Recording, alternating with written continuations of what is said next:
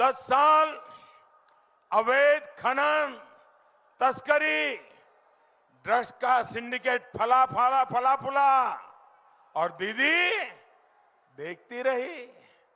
साथियों, अभी हाल ही में जो टैप आया है उसमें कई बातचीत ऐसी उजागर के हुई है, दीदी के 10 साल का पूरा रिपोर्ट कार्ड दे रही है।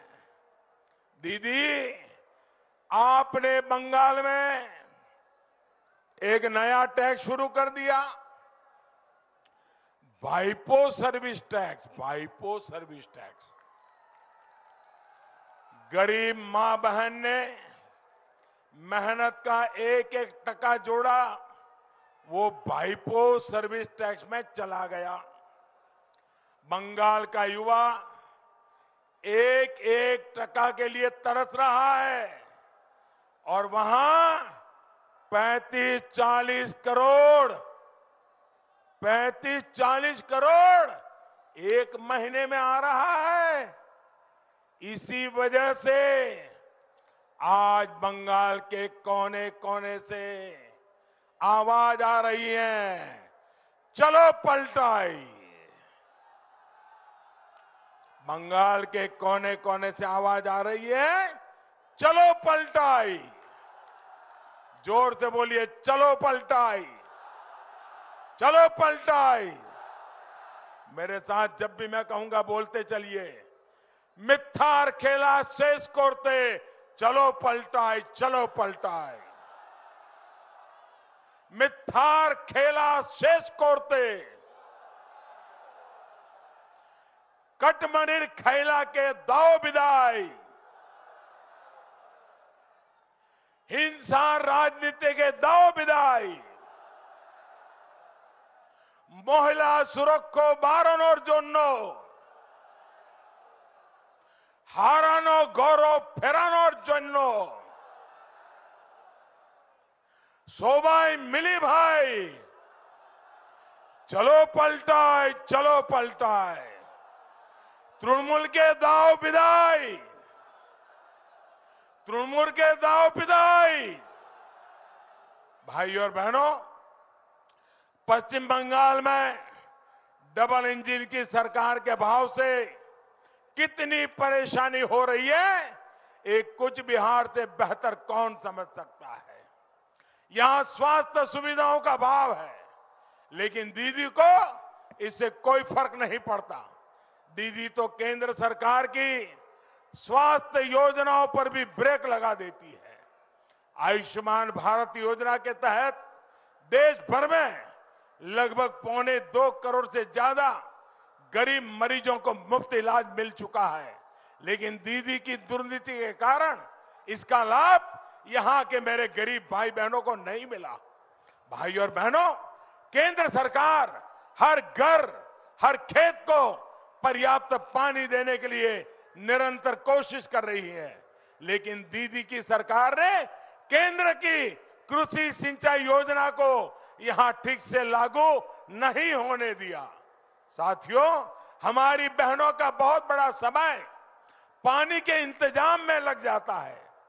गंदे पानी से बच्चे बीमार होते हैं, लेकिन दीदी ने क्या किया? केंद्र सरकार ने हर घर पाइप से जल पहुंचाने की एक बहुत बड़ी योजना पूरे देश में शुरू की है। अभी तक देश भर में 4 करोड़ से ज्यादा परिवारों को नल कनेक्शन दिए जा चुके हैं, लेकिन पश्चिम बंगाल में नल से पानी पहुंचाने के लिए जो करोड़ों रुपए भेजे थे, वो भी दीदी तिजोरी में रख करके बैठ गई।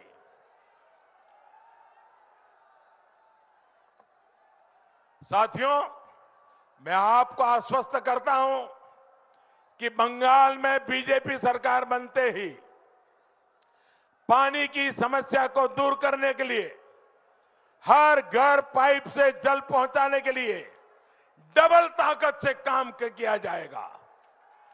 यहां के कृषक परिवारों के लिए, विशेष रूप से छोटे कृषकों को तो डबल इंजन की सरकार से बहुत लाभ होने वाला है। देश भर में भंडारण से जुड़ा, कोल्ड स्टोरेज से जुड़ा आधुनिक इंफ्रास्ट्रक्चर खड़ा करने के लिए 1 लाख करोड़ रुपए का विशेष फंड केंद्र सरकार ने बनाया है।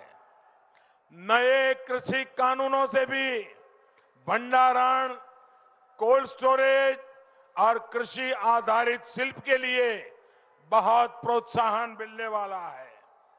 आलू सहित हर प्रकार के फल सब्जी से जुड़े कृषकों को जब कोल्ड स्टोरेज मिलेगा, प्रोसेसिंग उद्योग निकट ही मिलेंगे, तो इससे बहुत बड़ा लाभ मेरे कृषक भाइयों को होगा।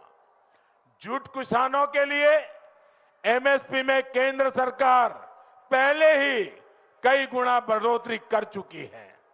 यहां जूट की अलग अलग पैकेजिंग से जुड़े उद्योग लगे, सेल्फ हेल्प ग्रुप से जुड़ी बहनों को इससे जोड़ा जा सके, इसको प्रोत्साहित किया जाएगा।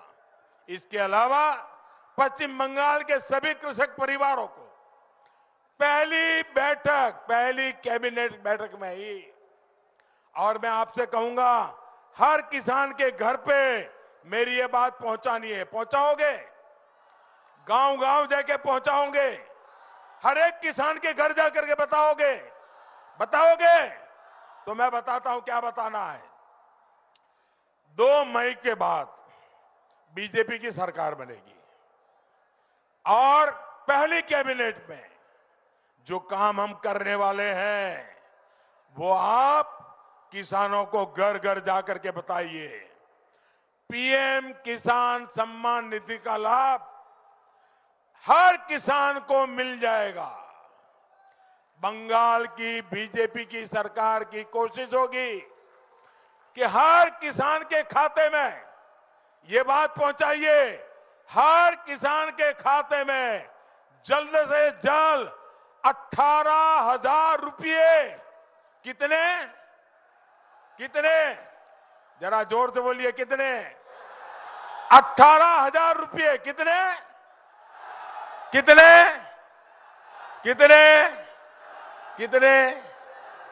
18,000 रुपये सीधे किसान के बैंक खाते में जमा हो जाएंगे। ये किसानों को जाकर के बताइए दोस्तों। चाय बागान में काम करने वाले श्रमिकों के लिए इस बजट में 1,000 करोड़ रुपए की विशेष योजना का भी ऐलान किया गया है। इसका लाभ इस क्षेत्र के भाई और बहनों को मिलेगा।